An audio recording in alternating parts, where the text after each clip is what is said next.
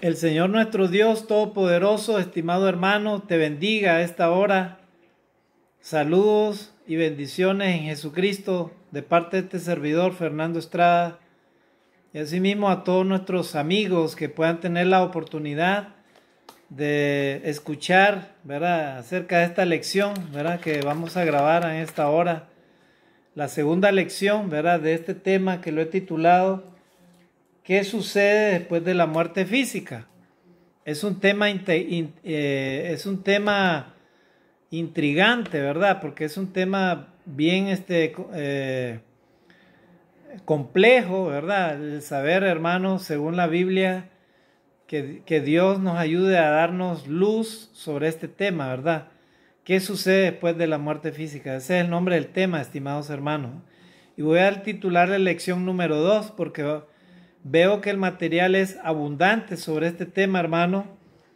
A la luz de la Escritura lo podemos leer así nomás, ¿verdad? Pero hay que entender los conceptos, hay que entender las palabras, hay que saber qué significa, ¿verdad? De dónde provino esa palabra, cómo se utilizaba, cómo la Biblia la habla, ¿verdad? De una manera, de otra manera. Entonces, son temas, hermanos, que llevan bastante reflexión y sobre todo estudio, profundizar, ¿verdad?, acerca de este concepto, ¿verdad? Todas estas enseñanzas que el mismo Señor Jesucristo nos las dio a los discípulos de Jesucristo y a los discípulos de Cristo en el primer siglo, y a nosotros también nos quiere enseñar la palabra de Dios. ¿Para qué? Para que podamos también enseñar a las personas que no conocen el verdadero evangelio. Así que vamos a hablar de este tema, estimados hermanos. Entonces, en la primera lección vimos algunos aspectos acerca de la muerte física, qué significaba. Vimos acerca de la diferencia entre la muerte física y la muerte espiritual, ¿verdad? Y dijimos que íbamos a hablar ahora en esta segunda lección acerca del estado intermedio. Una vez que uno muere, ¿verdad?, físicamente, ¿qué sucede después de eso? Porque hemos dado los conceptos acerca de muerte física, muerte espiritual, pero ahora, estimados hermanos, vamos a hablar acerca del estado intermedio. Pero antes de empezar este tema, hermanos, quiero hablarle claramente lo que nosotros creemos en la Iglesia de Cristo. ¿Por qué digo esto? Porque hay muchas enseñanzas, hermanos, acerca de este tema y los conceptos acerca del Hades, el Seol y todas esas cosas. Y muchas veces, hermanos, no se tiene un estudio de manera clara, ¿verdad? Y sobre todo con los hermanos que son líderes de las iglesias de Cristo. En internet, hermano, yo no he hallado hasta ahorita un estudio acerca de esto, exactamente, ¿verdad? ¿Qué sucede después de la muerte física? Hay estudios acerca del Hades y todos esos temas que sí se pueden estudiar también aparte, y eso sí he encontrado, pero no de este tema. Y este tema, hermano, para la iglesia debe ser claro, de manera precisa. ¿Por qué, hermano? Porque las cosas, hermano, tienen su nombre y tienen su significado. Dentro de la doctrina de la iglesia de Cristo debemos estar claros nosotros, estimados amigos, de que el cuerpo humano está compuesto de 3 partes.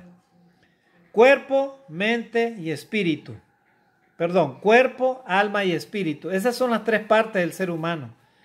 Y nosotros no vamos a dejar de enseñar estas cosas en la iglesia de Cristo.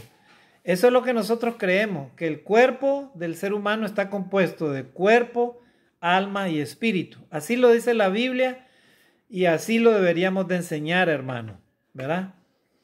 Entonces vamos a ver esos conceptos y también vamos a estudiar cómo se intercambian algunas palabras, ¿verdad?, en la Biblia. Y vamos a ver todos esos aspectos para que entendamos de una forma mejor. Pero quiero hablar acerca de esta parte para culminar esta primera lección. Entonces, hay un texto que es muy importante, hermano, ¿verdad?, para hablar del cuerpo, el alma y el espíritu.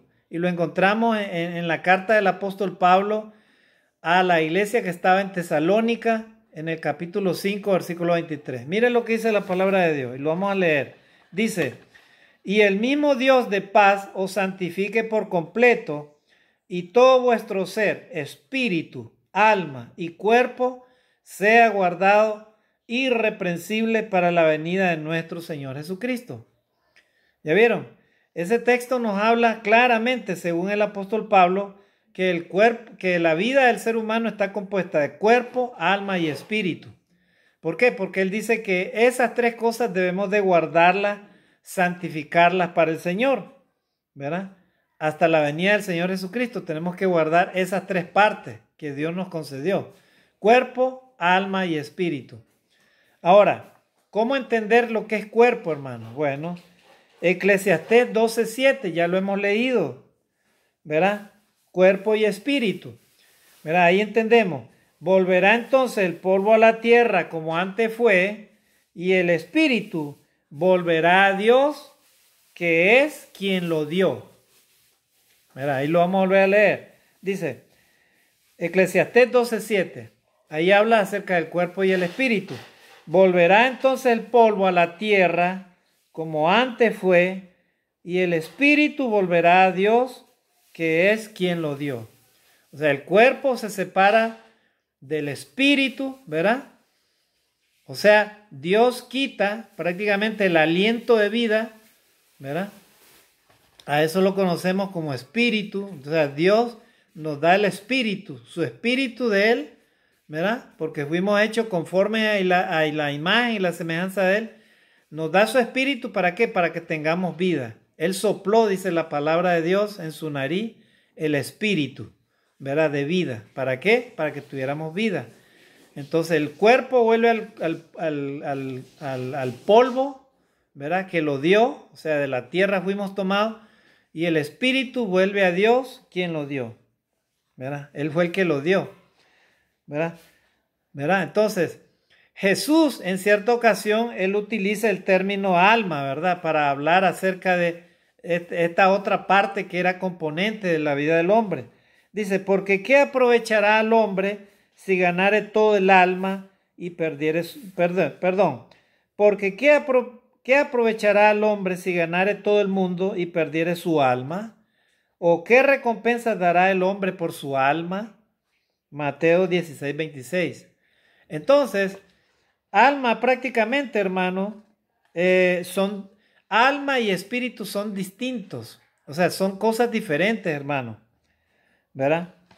Alma y espíritu son cosas diferentes.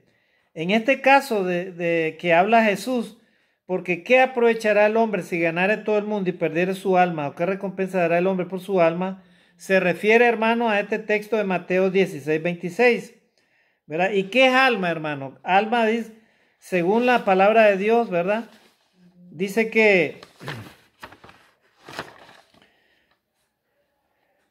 el alma, hermano, es la composición, ¿verdad? Es el ser interior del ser humano.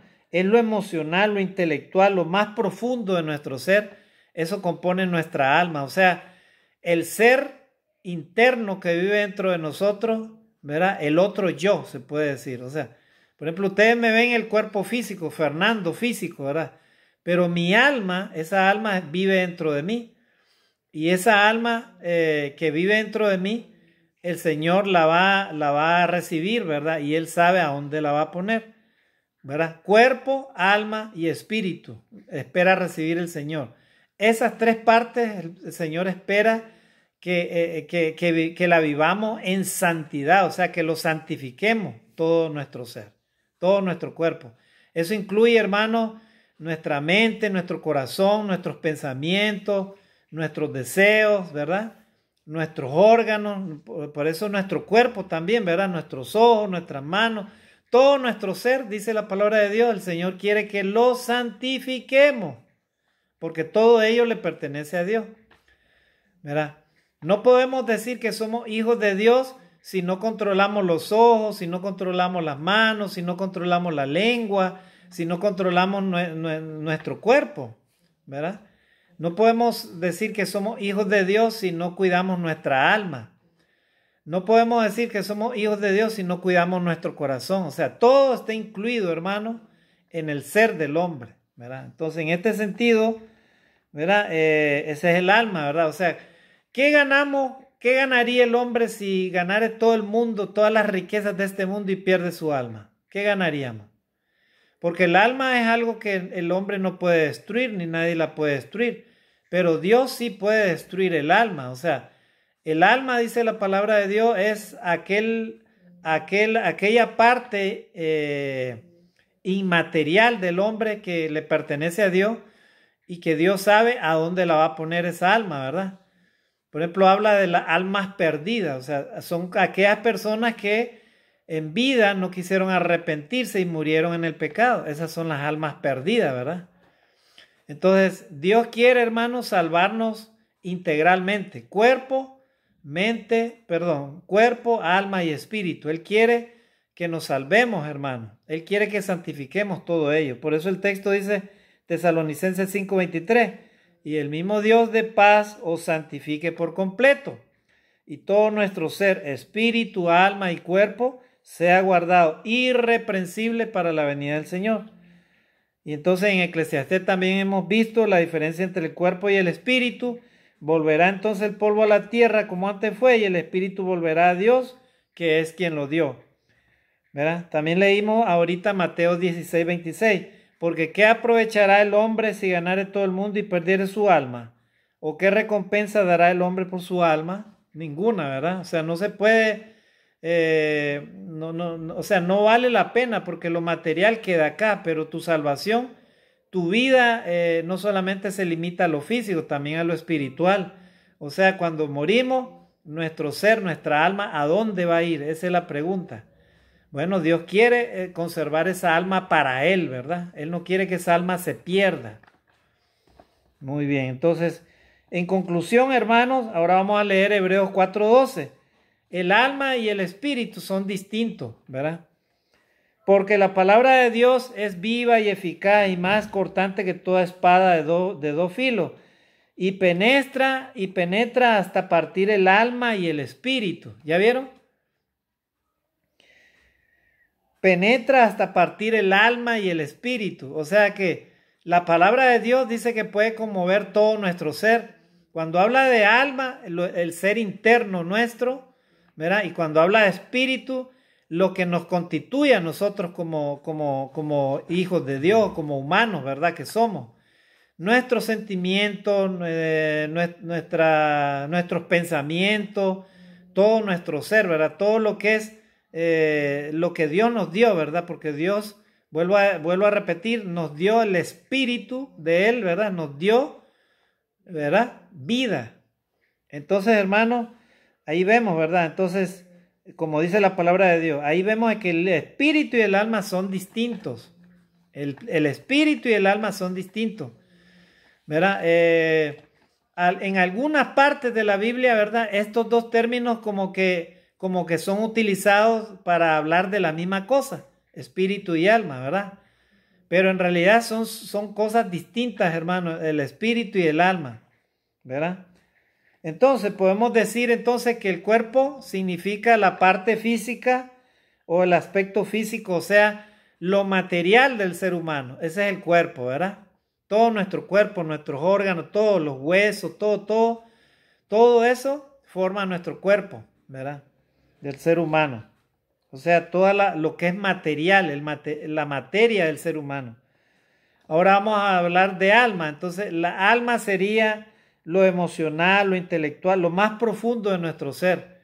O sea, el ser interior que vive dentro de nosotros, eso sería el alma, hermano. ¿Verdad? Que le pertenece a Dios. ¿Verdad? Y el espíritu sería lo que nos conecta con Dios. O sea, en la dimensión espiritual, hermano, es lo que nos permite tener conexión con Dios, es lo que nos permite tener vida. Dios es espíritu y nosotros por medio de nuestro espíritu debemos de tener esa relación con Él. ¿Para qué? Para poderlo adorar en espíritu y en verdad. O sea, es todo aquello, ¿verdad?, que recibimos de parte de Dios. Como cuando usted y yo escuchamos la palabra de Dios y sentimos la palabra en nuestro ser, ¿verdad? Escuchamos las promesas de Dios y la entendemos y la interiorizamos y entonces nuestro ser como que se estremece, ¿verdad? sentimos la verdad, el espíritu de la palabra de Dios en nuestro ser. Entonces, esa parte, ese es el espíritu de Dios, ¿verdad? Que vive en nosotros, ¿verdad? El ser humano sin el espíritu de Dios simplemente muere, hermano. Por eso es que la persona que muere, ¿verdad? El espíritu que Dios dio lo abandona el cuerpo, o sea, esa parte que Dios le dio al hombre para darle vida, lo abandona y entonces el cuerpo queda ahí inerte, ¿verdad? Y luego el alma, ¿verdad? Y el espíritu vuelve a Dios que lo dio. O sea, ya la persona entregó su espíritu a Dios y el alma, o sea, la parte interna del ser humano vuelve a Dios que la dio. Y Él sabe a dónde la va a reservar, a dónde la va a poner, ¿verdad? Entonces hago esta aclaración para que entendamos, ¿verdad? Acerca de la primera parte, estimados hermanos, de este tema. Ahora vamos a la parte intermedia en esta segunda lección, ¿verdad? ¿Qué sucede después de la muerte física? Así como la muerte física entró al mundo por el pecado, también por el pecado entró la muerte espiritual, ¿verdad? Una vez que entró la muerte física, entró la muerte espiritual, ¿verdad? Entonces, el estado intermedio lo entendemos, hermanos, por el lapso entre la muerte física y la resurrección. Ese es el estado intermedio. El lapso, vuelvo a repetir, el lapso entre la muerte física y la resurrección. Eso se llama estado intermedio. Entonces la pregunta es, ¿dónde vamos en este estado intermedio, verdad? ¿Dónde van las almas en este estado intermedio? Vuelvo a repetir, el estado intermedio es el lapso, ¿verdad? El estado intermedio entre la muerte física y la resurrección. Ese es el estado intermedio, ¿verdad? O sea que usted y yo cuando morimos también vamos a un estado intermedio, ¿verdad? Según la Iglesia Católica, eso es conocido como el purgatorio, dicen ellos, ¿verdad? Pero vamos a ver a raíz de la Biblia qué es lo que significa, ¿verdad? Porque en ninguna parte de la Biblia usted encuentra esa palabra purgatorio, ¿verdad? Entonces, el estado intermedio, estimados hermanos, es un estado o condición de las almas que están desincorporadas, o sea, que no tienen cuerpo y que esperan el juicio final. ¿Me voy a entender? O sea, es el estado o condición de las almas desincorporadas, o sea, que ya no tienen este cuerpo físico y que esperan el juicio final. ¿Verdad? Eso se llama, a eso se conoce como estado intermedio. Interesante, hermano, ¿verdad? Estado intermedio. Ahora vamos a ver acá. Dice, el eufemismo, o sea, el término dormir, hermano, ¿verdad? A veces la gente dice, también la Biblia menciona, ¿verdad? De que la persona cuando muere duerme. En realidad, hermano, es una forma de decir, ¿verdad? Es lo que le llaman eufemismo, ¿verdad? El término dormir. En el Nuevo Testamento, hermano, no aplica al estado después de la muerte, sino solamente al cuerpo que se queda inmóvil después de la partida del alma. O sea, cuando usted ve a una persona que ya falleció ahí, ¿verdad? Y usted le ve, hasta la gente dice, pero ve, se mira más joven ahora mi hermanito, mi hermanita. O mi papá o mi mamá, si son cristianos, ¿verdad? Se mira más joven, ¿verdad? Y entonces la persona, usted ve el cuerpo ahí como que está dormidito, ¿verdad? Es un eufemismo, o sea, eso se llama eufemismo, hermano. ¿Verdad? En término literal no es así, hermano. Simplemente, hermano, ¿verdad? El cuerpo se queda inmóvil después de la partida del alma. Eso nada más, o sea, el cuerpo queda inmóvil, o sea, sin vida después de la partida del alma. Entonces Jesús también se refirió a eso cuando resucitó a Tabita, ¿verdad? Él dijo, no está muerta la niña, sino ella duerme. Entonces dijeron los discípulos, pues vamos a ir ahí para despertarla. Pero Jesús se refería a que ella ya estaba muerta, o sea, que ya su alma había dejado su cuerpo de esa niña. Entonces, de igual manera, las personas dicen, está dormido, ese es el sueño, era como un sueño la muerte. En realidad es solamente el cuerpo, hermano, que está ahí inmóvil ¿verdad? Y el cuerpo ya dejó, ya abandonó el alma, o sea, el alma ya no está en ese cuerpo, hermano. ¿Ya vieron, hermano? Es un eufemismo, como le llaman, ¿verdad? Ese es el concepto. Ahora dice, la Biblia establece un estado consciente después de la muerte física. ¿Cómo, hermano? O sea que no estamos muertos del todo, ¿no? Solamente la Biblia menciona de que estamos, ¿verdad? La Biblia establece un estado consciente después de la muerte física. O sea que el hombre sigue viviendo después de la muerte física. O sea que el hombre sobrevive a la muerte física, hermano, ¿verdad? Y ahí es donde está el asunto. Aquí es donde está, hermano, nuestra batalla, ¿verdad? Para que ahorita que estamos vivos, procuremos, hermano, hacer lo que Dios dice, o sea, vivir de acuerdo a lo que Dios dice, ¿verdad? Y entonces, por ejemplo, vamos a ver el primer texto. Samuel 28 del 11 al 15, ahí podemos leer, no lo voy a leer, pero ahí podemos ver de que Samuel estaba vivo y él podía hablar, ¿verdad? Cuando fue invocado por la pitonisa de Endor, ¿verdad? De Endor. La pitonisa de Endor dice que ahí Samuel estaba vivo. Vamos a ver otro ejemplo. En Lucas 16 del 19 al 31, tampoco no lo voy a leer por término de tiempo. Ahí vemos al rico y Lázaro. Dice que el rico de la historia estaba vivo, aunque había sido sepultado. O sea, el rico y Lázaro, dice que los dos fueron sepultados, el rico y Lázaro, ¿verdad? Pero dice la palabra de Dios que el rico, aunque ya estaba sepultado, él miraba y sentía cuando estaba en el Hades, al igual que Lázaro que estaba en el paraíso, ¿verdad? O sea que en otras palabras, hermano, los dos habían, ¿verdad?, bajado, ¿verdad?, al Hades, pero el Hades tenía un lugar de separación, ¿verdad? Una parte se llamaba Hades y la otra se llamaba seno de Abraham. También la Biblia, estimados hermanos, debemos de saber de que ese término también es utilizado para referirse, hermano, al paraíso. O sea, cuando Jesucristo, hermano, murió, Él no fue al cielo, hermano. Él no fue al cielo. Él fue al paraíso. O sea, Él fue a ese lugar, ¿verdad? Donde estaban los salvos. Porque recordemos que Él le dijo a ese ladrón, ¿verdad? Que estaba en la cruz. Le dijo a ese ladrón que creyó en Él. Le dijo el ladrón, Señor, acuérdate de mí cuando venga en tu reino. El Señor le dijo, de cierto te digo que hoy mismo estarás conmigo en el paraíso. ¿Ya vieron, hermano? O sea que Jesús todavía no había ascendido al cielo, ¿verdad?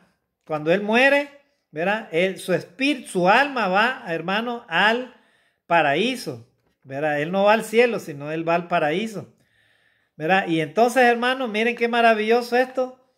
¿Ya vieron? ¿Vieron esos términos?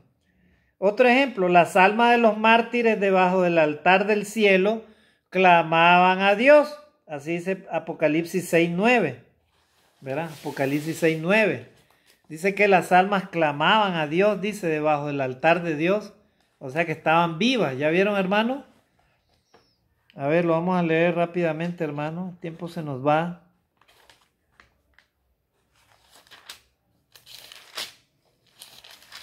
Apocalipsis 6:9. Vamos a leer.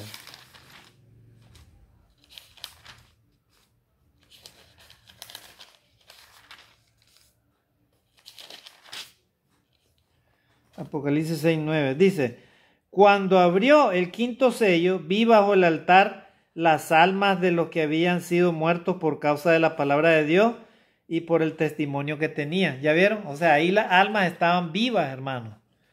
Ahí estaban vivas, entonces ahí podemos decir, estimados hermanos, que las almas, ¿verdad?, sobreviven después de la muerte física. O sea, que el alma, hermano, no es eterna. El alma, hermano, no muere y sobrevive después de la muerte física del ser humano.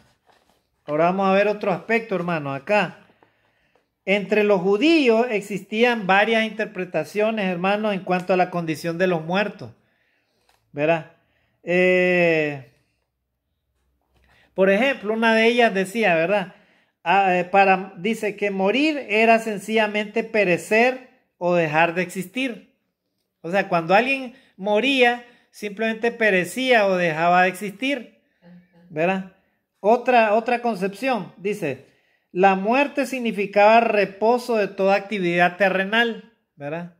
Otra enseñanza, sin embargo, dice, hay casos que en el Antiguo Testamento muestra con toda claridad la existencia de la persona en espíritu después de la muerte. ¿Ya vieron? ¿Ya vieron? Ahora vamos a ver lo que significa, hermano, el Seol como sepulcro, ¿verdad? El Seol como sepulcro. Y para esto, hermano, tendríamos que ver, ¿verdad? El significado de la palabra Seol, ¿verdad? Seol y Hades, que son dos términos que dicen lo mismo, ¿verdad? El Hades, hermano, es el lugar de los muertos o de los espíritus, ¿verdad? Que van ahí a ese lugar. Y el Seol, ¿verdad? También significa, hermano, lugar de los muertos, o sea, en este caso el sepulcro, ¿verdad? Entonces, el Seol, ¿cómo podemos mencionar que el Seol como sepulcro? Morir y descender al Seol quería decir muchas veces entrar al sepulcro, ¿verdad? O ser sepultado. Quería decir dejar de existir y obrar en este mundo. Así dice Eclesiastés 9 del 5 y 10. O sea, no se estaba considerando la condición del alma, o sea, su estado consciente después de la muerte, ¿verdad? Hay unos textos que sí nos hablan, ¿verdad? Son tomados de la versión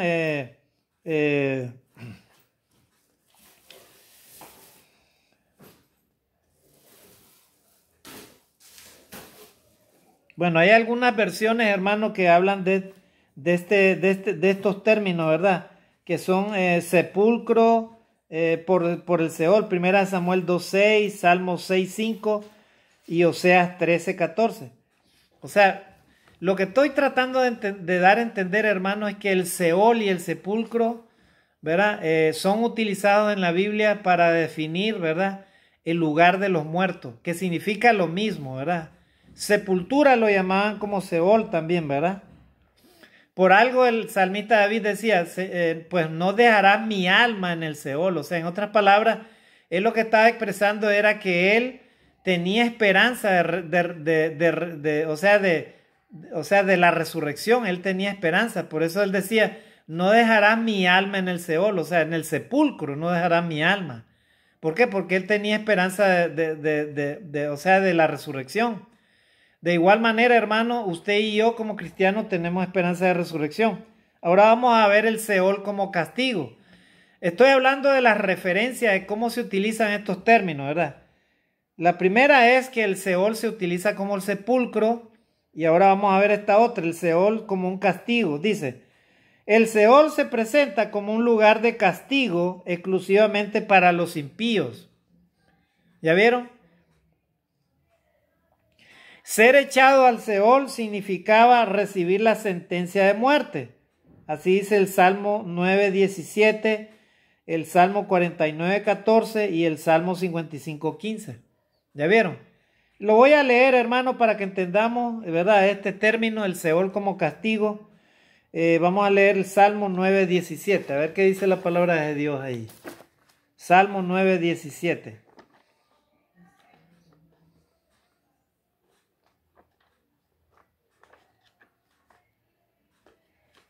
Salmo 9:17.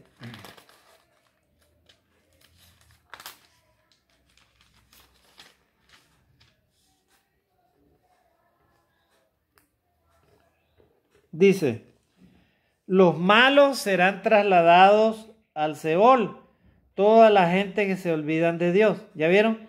Los malos serán trasladados al Seol, toda la gente que se olvidan de Dios. Eso dice ese texto, ¿verdad?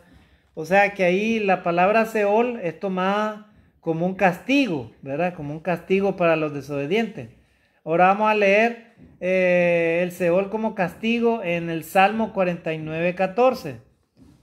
Salmo 49:14.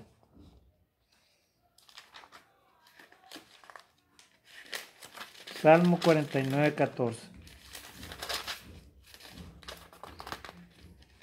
Salmo 49:14. Dice, Dice, como a rebaños que son conducidos al Seol, la muerte los pastoreará. Voy a leerlo.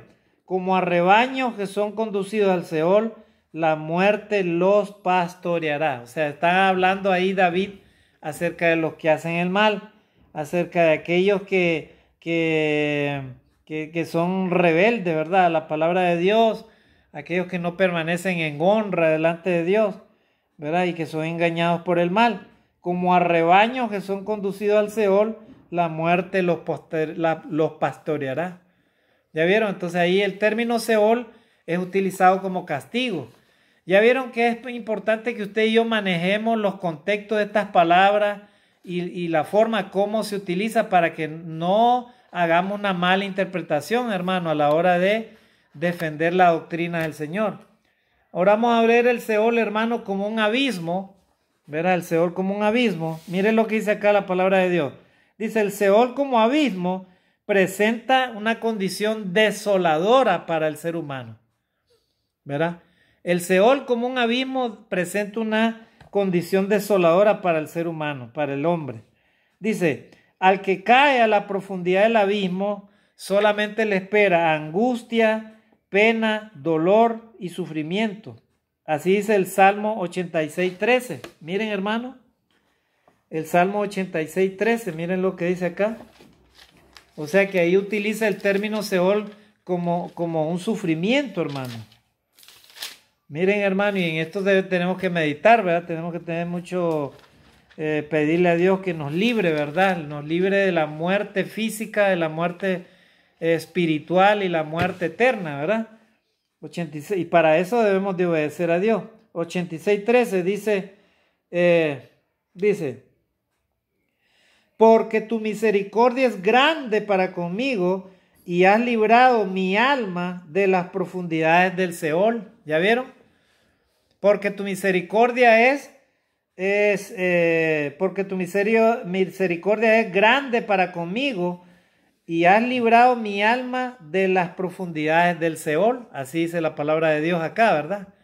Entonces, significa que usted y yo debemos de tomar en cuenta estos conceptos, ¿verdad? Dios no quiere que seamos castigados, hermanos, eternamente y para siempre. Pero para eso debemos tener mucho cuidado, ¿verdad? Nuestro estilo de vida, cómo vivimos. Entonces, en este caso, el Seol es utilizado como un abismo, hermano, ¿verdad? En el Salmo 116:3 también de igual manera, hermano. Vamos a leerlo.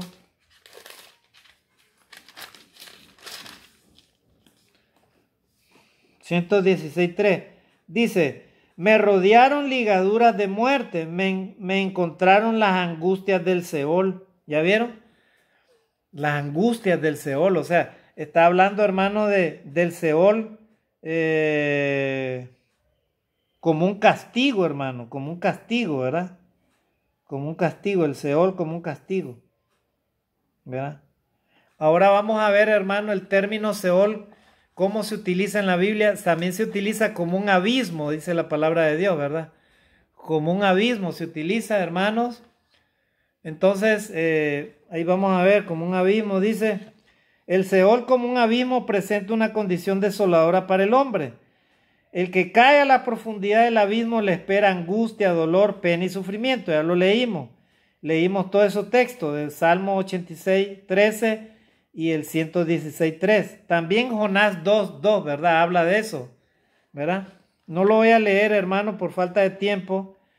Entonces, en el Nuevo Testamento, el término Seol tiene al Hades como su equivalente. O sea, en el Nuevo Testamento el término Seol y Hades son equivalentes, o sea, significan lo mismo en el Nuevo Testamento, ¿verdad? El Hades en varios aspectos muestra la condición de los muertos, al igual que el Seol con sus excepciones. El Hades se presenta como el poder de la muerte, Mateo 16:18, ¿verdad? El Hades se presenta como el poder de la muerte, Mateo 16:18. Vamos a leer qué dijo Jesús ahí, en Mateo 16:18. Mateo 16, 18. Dice, y yo también te digo que tú eres Pedro, y sobre esta roca edificaré mi iglesia, y las puertas del Hades no prevalecerán contra ella. O sea, las puertas de la muerte no prevalecerán contra la iglesia, o las puertas del infierno no prevalecerán contra la iglesia. ¿A dónde fue llevado el rico insensato, el rico malvado, que se olvidó de los mandamientos de Dios, amar a Dios, amar al prójimo como a sí mismo? ¿A dónde había sido llevado? Él fue llevado al Hades. Pero el mismo Hades tenía una división ahí, ¿verdad? La otra división que se llamaba seno de Abraham. Entonces, el Hades en este caso estaba siendo utilizado para el rico como un lugar de tormento o como castigo, como tormento como castigo, ¿verdad? Y también es utilizado en este caso como un abismo, hermano, como un abismo, ¿verdad? El que cae a la profundidad del abismo solo le espera angustia, dolor, pena y sufrimiento. Ya leímos los textos, ¿verdad? Entonces, el Hades se presenta como el poder de la muerte, como la profundidad de la condena, ¿verdad? Mateo 11:23, y como la destrucción, en este caso Apocalipsis 6:8. Dice, al igual que el Seol del Antiguo Testamento, el Hades del Nuevo Testamento nunca se presenta como un lugar a condición bienaventurada. Vuelvo a leerlo. Al igual que el Seol del Antiguo Testamento, el Hades del Nuevo Testamento nunca se presenta como un lugar o condición bienaventurada. O sea, siempre son lugares, tanto el Seol como el Hades, son lugares que no son buenos, pues, ¿verdad? Al contrario del rico de la historia en Lucas 16, se dice que él desde el Hades alzó sus ojos estando en tormento. Así dice el versículo 23, ¿verdad? De Lucas 16. Dice, el rico estaba en tormento en el Hades, ¿verdad? Y estaba abajo de donde tuvo que levantar la vista. ¿Ya vieron? O sea, él tuvo que levantar la vista, dice la palabra de Dios. O sea, estaba prácticamente abajo, hermano. ¿Verdad? ¿Qué más podemos decir? Que por eso es considerado como un abismo. En este caso, ahí el Hades. ¿Verdad? Por otro lado, es el seno de Abraham, versículo 23. Se identifica con el paraíso en lugar de reposo. O sea, un lugar de reposo. O sea, el paraíso en este caso es un lugar de reposo, hermano. ¿Verdad? Es un lugar de reposo. Por eso dice en este caso, en el versículo 23, que el seno de Abraham es considerado también, hermano, un paraíso, ¿verdad? También en Apocalipsis 20:14, ¿verdad? Dice que la muerte y el Hades serán lanzados al lago de fuego. ¿Ya vieron? En Apocalipsis 20:14, la muerte y el Hades serán lanzados al lago de fuego, ¿verdad? ¿Ya vieron cómo se utilizan, hermano, todos esos términos para hablar de Hades, Seol, ¿verdad?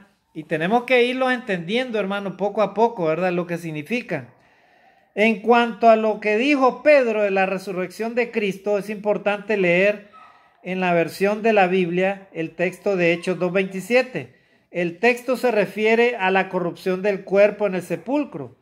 Lo anterior no indica que Cristo no haya ido al reino de los muertos durante los 3 primeros días antes de su resurrección, ¿verdad? Es interesante ver que Jesucristo no solo fue al Hades, sino que pasó también a otro lugar que era de los espíritus encarcelados. Primera de Pedro 3 del 18 al 20, ¿verdad?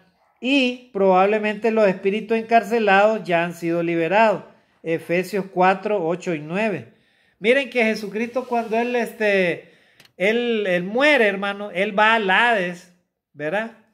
Y él probablemente se encontró con este ladrón, ¿verdad? Que él le prometió que estaría en el paraíso.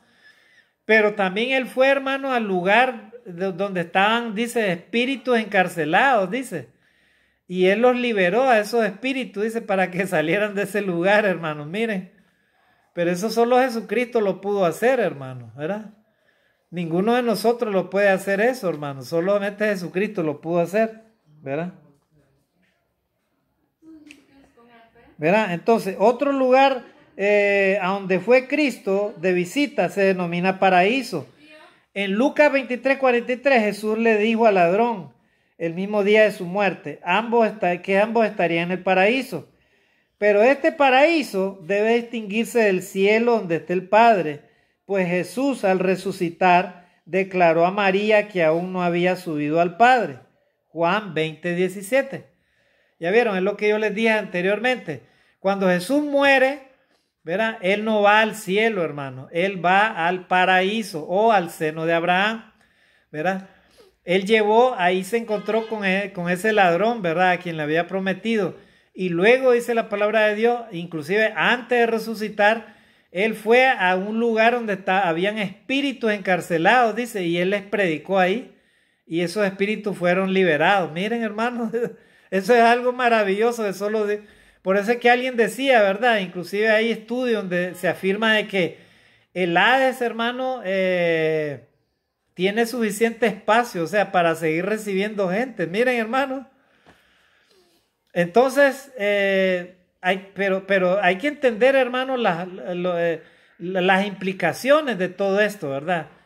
Porque, hermanos, el término Hades significa, hermano, un lugar no bueno, hermano, un lugar de tormento, ¿verdad? Y el Hades solamente tiene una división ahí que se llama seno de Abraham o el paraíso. Pero para ir ahí, hermano, usted y yo teníamos que haber pasado antes, ¿verdad? La prueba de que verdaderamente somos hijos de Dios, o sea, fieles a Dios, amando a Dios y amando a nuestro prójimo como nosotros mismos y muriendo de esa manera, o sea, siendo fieles y obedientes a Dios. Solamente fiel y obediente a Dios es que tú y yo tendríamos esperanza de entrar al seno de Abraham o al paraíso, hermano. Pero no todavía al cielo, todavía no, hermano. Estaríamos en el término intermedio, hermano. En el estado intermedio todavía, ¿verdad? Antes de la resurrección. ¿Ya vieron, hermano? Así que acá estamos entendiendo de que cuando una persona muere, por muy buena que sea, por muy cristiano fiel que sea, no va al cielo inmediatamente, hermano. Esa no es la doctrina del Señor. Lo que enseña la palabra de Dios es que nosotros vamos a un estado intermedio todavía, esperando la resurrección de Cristo, ¿verdad? Cuando venga Jesucristo por segunda vez. Y eso es tema de otro estudio, hermano, cuando vamos a ver en qué forma se va a dar la resurrección, ¿verdad? Vamos a seguir estudiando eso, ¿verdad? Entonces,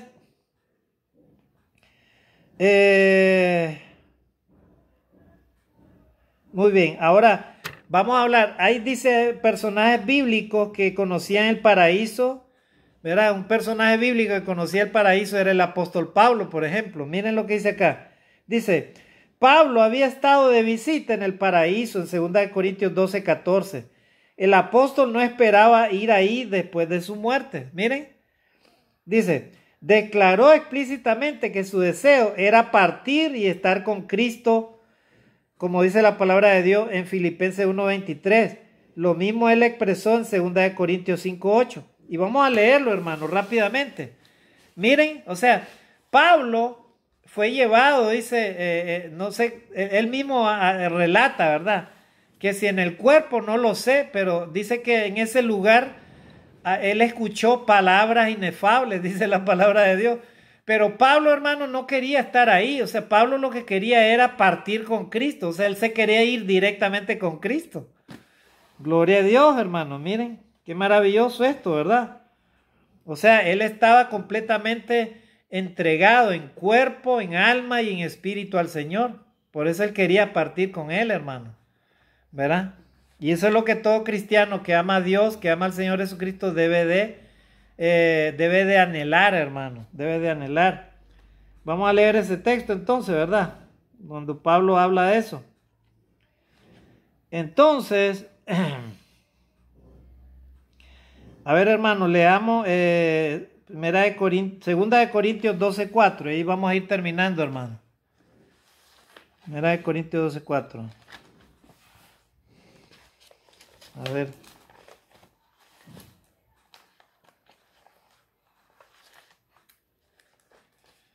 Primera de Corintios 12:4.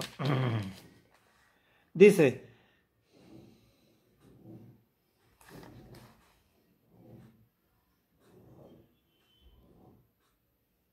Segunda de Corintios 12:4.